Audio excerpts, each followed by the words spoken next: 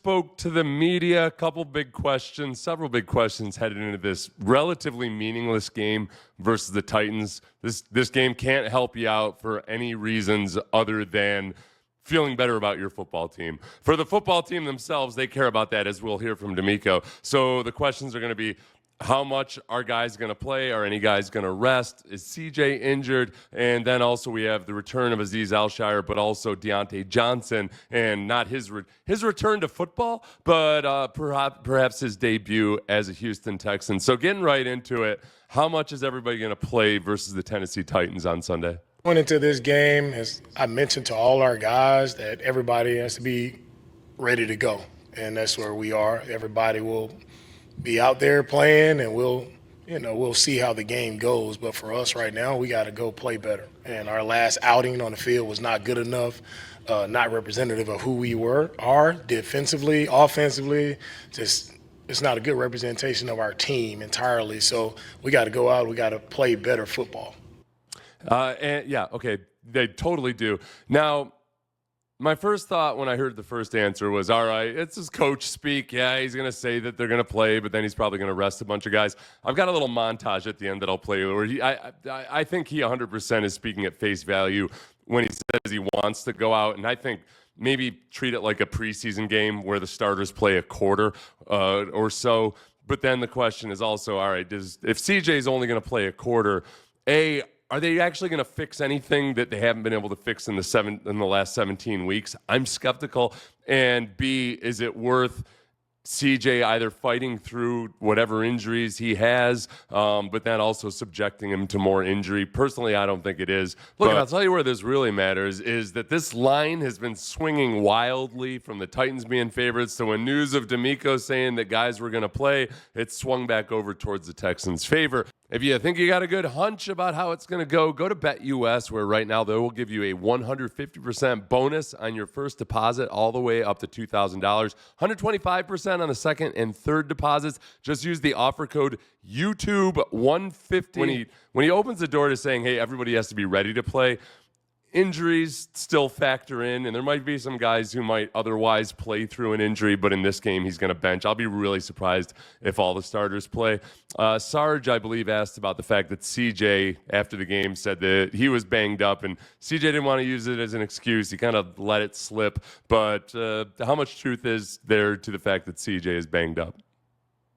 The piece about CJ being banged up is, I think that's real, and that's real for everyone in the league at this time of the year. Everybody is banged up.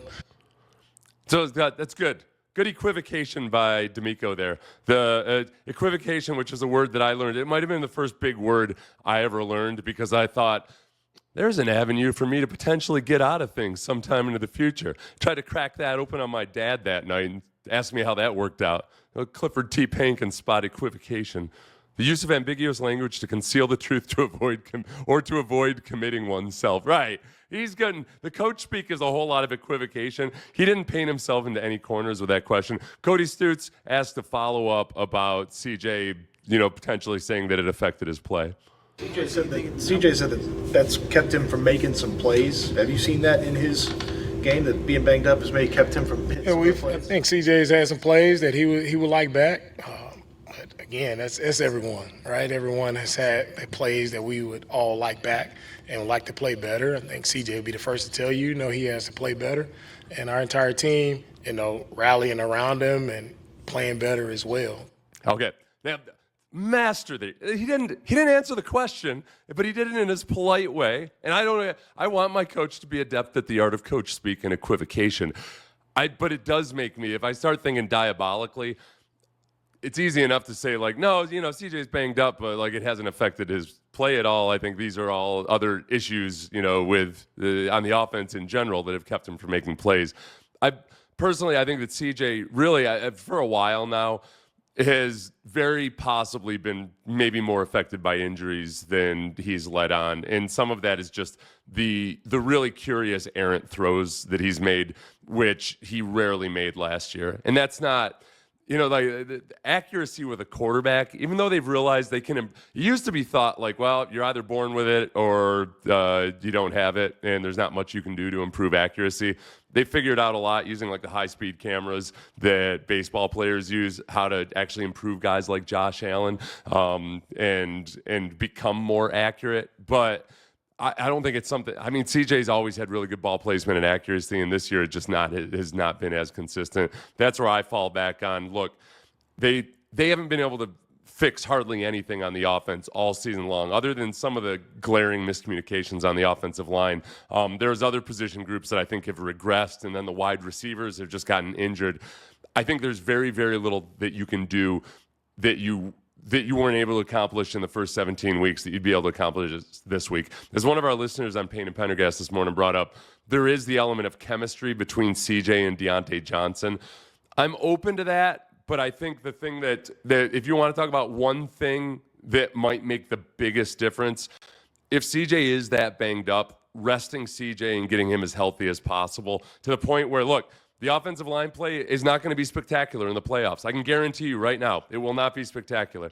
The Tank Dell ain't walking through that door. Stephon Diggs, gone. He's off doing a Domino's commercial somewhere. CJ getting back to being some kind of like near superhuman caliber quarterback, that's your only hope offensively right now. So I don't want to mess around with anything else. I think Kim Davis asked or maybe this is DJ actually, he pinpointed where some of the issues might have been from the debacle against Baltimore. Yeah, we just didn't. When the ball was snapped, we weren't good. Like we didn't make plays. We didn't execute properly. Like our eyes weren't in the right place. We didn't fit things the right way. It was a poor outing by everyone.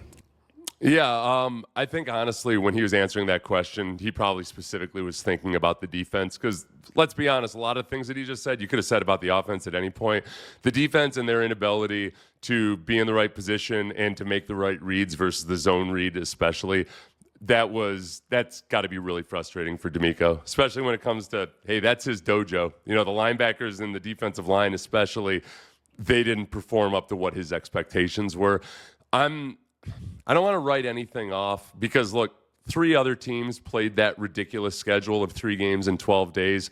The Ravens and the Chiefs, they fared pretty well in it. They showed their ass in a good way. The Texans showed their ass in a bamboonish type of way, big embarrassing red ass. So I don't want any other kind of primate other than human being ass showing against the Titans, but hopefully in the playoffs as well. Aziz Al-Shaair goes back to his old stomping grounds of Tennessee.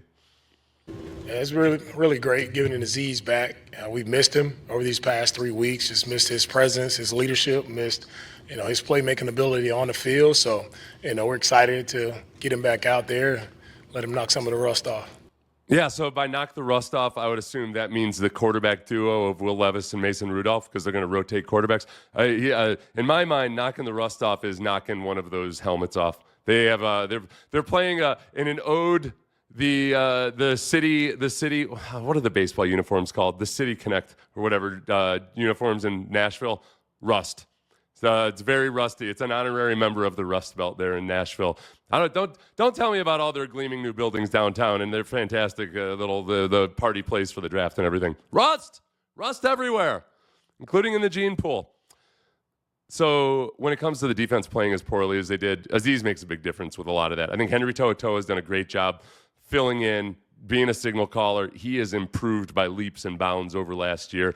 It's different having Aziz Al-Shaair back there directing traffic and, he's an appropriate angle guy. He takes the right angles, sometimes a little too viciously and a little too far, either after the whistle or out of bounds or both. So there's a little bit of that going on with Aziz, which is good. It's good to see. There's been a dearth of violence.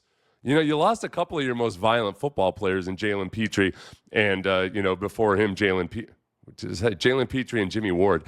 Jimmy Ward and Jalen Petrie. So to get back one of the top 3 most violent players on your team, that's a good thing this time of year. He'll definitely play. And as I saw Truth Slanger I think he joined us a little bit late. We already played one clip of DeMeco saying that he's going to play the starters.